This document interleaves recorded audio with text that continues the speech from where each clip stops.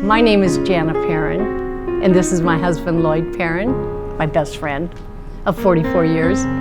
And on March 30, 2018 is the day that Lloyd almost died.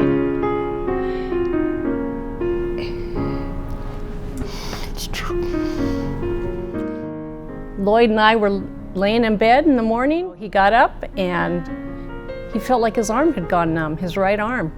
He said, Jana, it's really weird, my arm's gone to sleep. So he sat on the edge of the bed and he says, wow, it's really gone to sleep. He says, my leg's going to sleep. And he slipped to the floor and he was kneeling by the bed and then he just slumped to the floor. He said, Jana, I need you, I need you. And I thought he was just playing because I didn't think he was serious.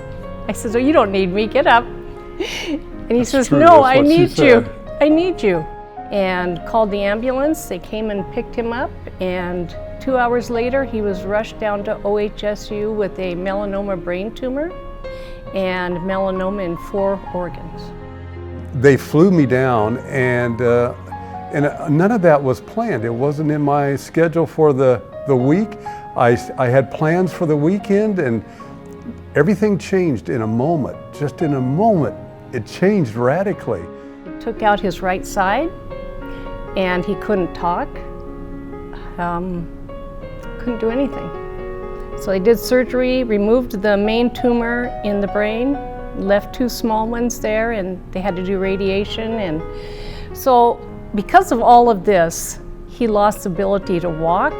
He had been in bed for a month and he couldn't do anything. And so by the time he finished rehab in a nursing home and then rehab at Providence, he was ready for a power chair to go home, but our insurance didn't cover it.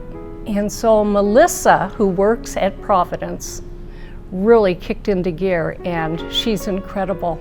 And I had to relearn how to talk. I had to relearn how to feed myself using my left hand. It's hard to put into words, you know, just what the devastating impact. And in the midst of it came this bright light. I first met Lloyd Perrin and his wife Jana as the case manager for the inpatient rehabilitation program. Lloyd had endured a catastrophic life-altering event, and we had the need for a power wheelchair in order for him to be able to accomplish basic activities of daily living, be able to accomplish his work, and be able to participate with his family. We were presented with hurdles, roadblocks, denials for a gentleman who had committed to serving the area as a man of God. And we were surprised by the resistance that we were getting from this insurance company. And eventually we realized the Good Samaritan Fund was the fund that we needed to help him get that power chair. In a matter of a day, we were able to secure the funds necessary. We identified a power chair that was consistent with his needs through a yard sale. We got the check, presented it to the person who was selling the chair, and voila, Lloyd had that power chair. It's thanks to the Good Samaritan Fund that he was able, and I was personally able to witness him being able to go to his mailbox and get the mail for the first time in months, be able to run, quote unquote, run down the hill to the park with his grandchildren. It was great to witness him racing them and winning and racing right back up that hill. He was able to do 360s in his bathroom. He was able to access his office where he writes his sermons.